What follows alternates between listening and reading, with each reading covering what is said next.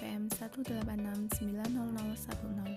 Di sini saya akan menjelaskan mengenai biskuit. Pendahuluan.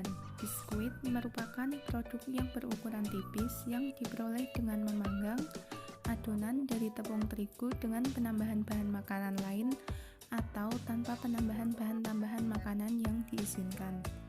Dengan kadar protein tidak boleh kurang dari 9% dan kadar air tidak boleh lebih dari 5%. Bahan yang digunakan dalam pembuatan biskuit yang pertama, tepung terigu.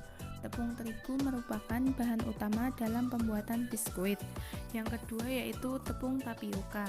Tepung tapioka merupakan bahan campuran produk tertentu yaitu pada pembuatan biskuit. Yang ketiga yaitu gula, yaitu merupakan bahan penting karena dapat memberikan rasa manis terhadap produk yang dihasilkan, memberikan tekstur yang bagus, mengatur fermentasi, dan juga mengatur warna yang lebih baik. Selanjutnya yaitu lemak. Ada dua lemak yaitu minyak goreng sebagai pengganti dari margarin, yang kedua shortening untuk mempengaruhi pengkerutan dan keempukan terhadap produk yang. Selanjutnya yaitu susu bubuk. Susu bubuk merupakan susu yang dapat memberikan rasa, penambahan produk akhir. Kalsium dalam susu dapat memperkuat gluten yang terbentuk. Efek buffer susu juga dapat menghambat fermentasi serta warna yang lebih baik. Selanjutnya yaitu telur. Telur yang digunakan yaitu telur segar yang dipisahkan antara putih telur dan kuning telur. Kemudian yaitu garam. Garam merupakan penambahan cita rasa dan peningkatan aroma, memperkuat kekompakan adonan dan memperlambat pertumbuhan jamur. Selanjutnya yaitu air. Air merupakan bahan yang sangat penting yang mempunyai fungsi untuk menghasilkan produk yang baik dan seragam. Selanjutnya yaitu ragi atau yeast, digunakan pada pembuatan biskuit asin dan manis. Selanjutnya yaitu baking powder. Baking powder digunakan untuk memperpanjang daya simpan dari biskuit yang dihasilkan. Kemudian food flour atau perasa makanan yang digunakan untuk memberi rasa pada makanan. Yang selanjutnya yaitu food flour yang digunakan sebagai perasa makanan atau rasa pada makanan. Sorbin lecithin berfungsi untuk menstabilkan fase minyak dan air pada adonan sehingga mencegah adonan lengket saat mixing. Selanjutnya yaitu food color yang bertujuan untuk memulihkan warna alami makanan, keseragaman warna, memperkuat warna alami, melindungi flavor dan vitamin selama pengolahan. Peralatan pengolahan. Yang pertama mixer. Mixer berfungsi untuk mesin pencampur, mencampurkan berbagai macam bahan menjadi satu kombinasi yang seragam. Kemudian tabel elevator. Tabel elevator ini berfungsi untuk menaikkan bak adonan ke batch masuk ke feeder. Selanjutnya yaitu feeder yang berfungsi untuk menampung adonan yang akan ditransfer menuju scroll. Selanjutnya scroll merupakan alat yang digunakan untuk mentransfer adonan dari feeder menuju molding. Selanjutnya yaitu molding machine atau pencetakan yang berfungsi untuk mencetak menjadi biskuit basah. Kemudian oven. Oven ini merupakan peralatan yang dapat mempengaruhi kualitas produk akhir, di mana fungsinya itu untuk memanggang adonan biskuit yang telah dicetak dengan menggunakan sistem nozzle dengan 4 burner.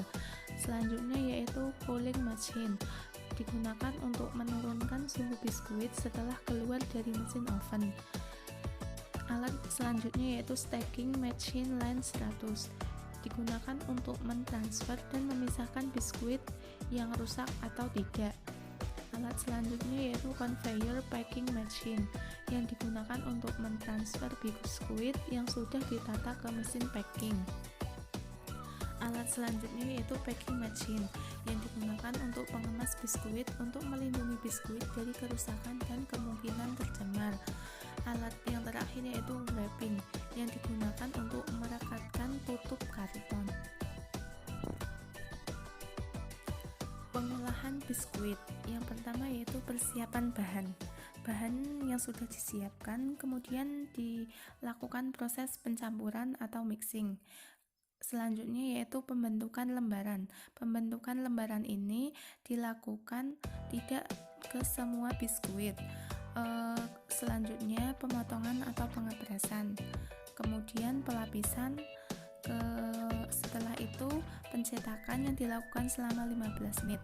Setelah pencetakan kemudian pemanggangan atau oven. Setelah dilakukan pengovenan yaitu dilakukan pendinginan. Setelah biskuit dingin itu dilakukan pengemasan.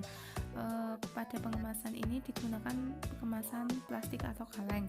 Setelah itu yang terakhir yaitu produk biskuit yang telah jadi.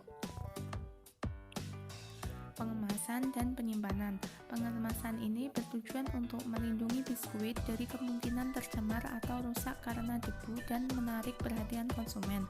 Pada saat pengemasan, kemasan yang digunakan yaitu kemasan plastik atau kaleng. Penyimpanan. Penyimpanan biskuit dilakukan dengan kemasan yang kedap terhadap cahaya, uap air, dan oksigen. Penyimpanan biskuit ini sebaiknya disimpan di gudang dengan sirkulasi udara yang teratur. Selanjutnya yaitu karakteristik mutu produk biskuit.